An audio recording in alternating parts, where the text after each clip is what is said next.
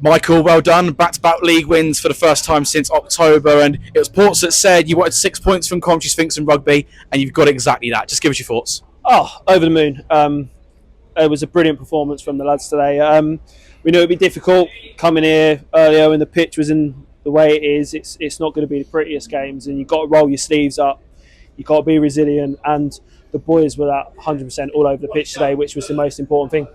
You've had to battle through the mud, you've had to battle through the sand. I think when we got here 3 or 4 hours ago, we had no idea if this game was going to be on, but fast forward those few hours, you're cherishing a really important win, and you've climbed up the table a few places as well. Yeah, we talk about momentum, don't we? And when you're in that forward momentum, winning games, you just want to keep bouncing into them. So for us, yeah, the game on today was brilliant, and the boys were right at it from minute one. I think it was another game where we controlled the game. I think with a better side, we limited Rugby to very little, but obviously towards the end they had a couple of chances, throwing bodies on the line. But like I said, this team's improving, they're giving us everything, and that's all we can ask. And when you're adding that little bit of quality now that we're adding to the group, it really does help.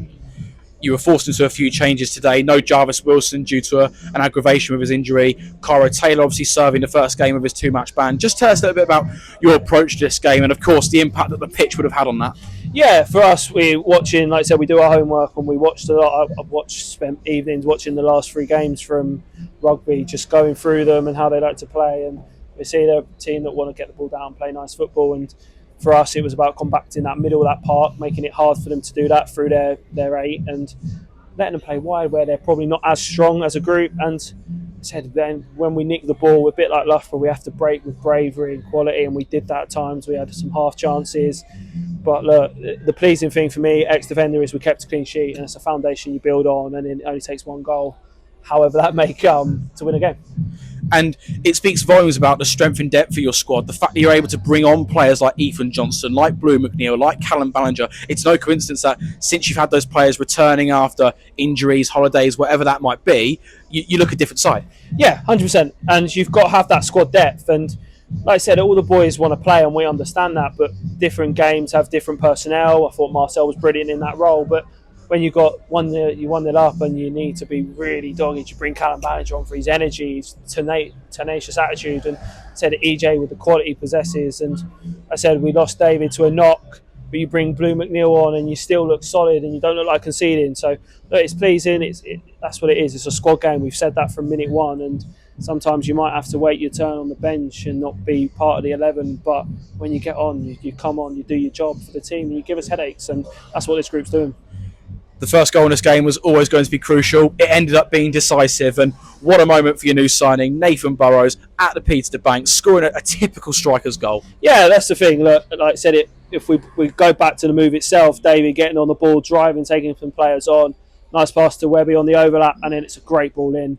If you're going to be critical with a big man, he should score the first header. But look, he's in the right area, and the ball comes back in, and he's there. It hits him, it goes in. So that's what you want. You want strikers that just snuff out opportunities and goals, and that's what he's about. And like I said, he's going to be a great addition for him. I said you come in with that reputation of being a goal scorer, so for him hitting the ground running was important. His confidence is now through the roof, and I said it's back-to-back wins, and you can see it now. The boys after, there's a different feel about the group, which is fantastic, and we're just bouncing into games full of energy. And you're starting to add some more firepower to that front line. You've had Nathan Burrows come in. That will, of course, take some of the pressure off the shoulders of Jamal Adams. You've got your MK Dons low knees who are contributing as well, and it's really exciting to watch. Yeah, 100%, and that's something myself have learned in the last few weeks recently. Is like I said, I'm asked a bit too much of certain players at times, and probably weren't getting the best out of them. But like I said, you help these players, you give them a bit of support. Like I said, players that want the ball, a bit of quality around them, and I said their true character show through. And like I said, Jamal was brilliant again. He was on the shoulder, he was working hard. The longer that game went on, him and Nath were really connecting, and it was really good to see. Marcel was brilliant. He's just a player that's excited to get on the ball, and he wants to get the ball, he wants to take people on and get delivery in the box. So I said you're adding at the top end, and like I said, you're keeping clean sheets at the other end, and that's the important thing. Up to 14th in the table, 12 points clear of the relegation zone now, and well, you've already surpassed your tally from last season as well. And I'm sure at the start of the season you'd have targeted that sort of mid-table finish. It looks like at the moment you're on course to go and do that. Yeah, that's the thing. Like I said, we knew where we was, and we just had to continue doing and believing what we were about, and we're doing that. And like I said, anyone knows it's not done yet. We were in the same position, 14 points behind, and we know that it can be done. So for us, we've got to keep that focus. We've got 12 big games coming up. We win a few more, then like you said, we should be okay. But for us, until that's mathematically clear, we can take the same approach, go and win games, get points on the board. And like I said, we've got to continue looking forward. We've got to continue to see who we can catch rather than being caught. I just want to touch on your goalkeeping situation as well. And this is a question I really should have asked you last week. But firstly, just on Ben Heath. He's been a great servant for the football club. Left last week. Have you got any words that you want to say about him? Oh, like I said, it was a massive part of my time here so far. And he's an incredible footballer and an incredible lad. And I said this to him last week. It was not personal. We had a good discussion about it. And we both said what we needed to say. And for me, like I said, we were always looking forward. If we can improve areas, then we will. And it was a decision that we didn't take lightly. But I think, as to show today, that it was a decision that's worked out the last couple of games. I think he was sweeping when the ball was in behind the back four. He came through, he cleared house, he commanded his box well. He done really well and thoroughly deserved his clean sheet. And just on your new man, Adam Harrison, he's coming with a bit of pedigree from the leagues above, and you can see why he's played at that level. Like today, for example, he's made a brilliant save on the stroke of half-time. He saved that 1v1 towards the end, and they weren't the only saves he made. He's made some really crucial stops this afternoon. Yeah, 100%. And like I said, the pedigree that he's got and the fact that we've been able to get him in with this group, it speaks volumes, I think, of what this group can do and what people look from the outside at this group, So for us, like I said, we're always trying to improve, and we've done that in areas now. And said the last few performances have justified that. I think we've looked solid, we've looked commanding at both ends of the pitch. So for us now we've got to continue. We can't rest on our laurels. We go again next week. It's a tough game at Calcer away, where you've got to go on a 3G pitch. But look, when you're in form, you're playing well, it's always something you look forward to. And we've spoken about some of the individuals there. That's without mentioning David Adegbola, who was probably the best player on the pitch before he went off. Ryan Hughes as well, who looked really steady at the back once again today. But what was it that pleased you most about today's win?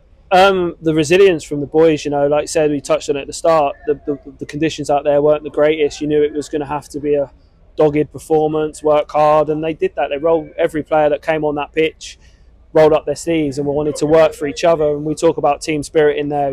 It's us against the world, and they showed that. And they got together as a tight group. They battled. When one lad missed it, his mate was there to help him out, and that's what you need when you're in tough times. You need to stick together, and we've done that. And like I said, we're reaping the rewards from that at the moment. And just on David Adegbola, he was forced off in the second half. Have you got an update on him? Just a knock. Yeah, just a knock, thankfully. He took a hefty challenge early in the second half.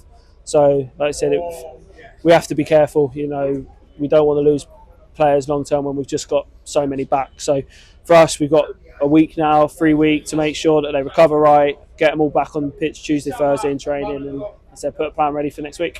Sporting Calcer away next Saturday. I'm not sure if you've seen the results, but they've actually been beaten 6-1 by Worcester today. But I'm sure that'll be the least of your concerns. You'll be up against a side who are firmly in the playoff conversation. They came here, they dispatched us by 3-0, and I'm sure you'll be expecting a tough test next week. Yeah, the result today doesn't mean anything. It means that a team are going to be there trying to put a bad performance right. So they're going to come with an attitude to be better, and we need to match that first and foremost, and then we'll have the players where we think we can hurt them. So another exciting game. Like I said, you've got a team that have done really well this season, and we just got to go there, be ourselves, and play the game we want to play. Nathan, well done. What a way to introduce yourself to the Hayden Road crowd. Your first appearance, your first goal, and a winning goal as well. How pleased are you with that? Absolutely buzzing, mate. Buzzing. Couldn't wish for a better start. Just tell us a bit first about how the move came about. It was announced on Monday you were joining the Diamonds. Can you tell us about how it all started? To be fair, it was bumping into Calvin in Audi. And he said to me, look, he just basically said, look, we could do with someone. So that's basically how it started. A great story. In Audi.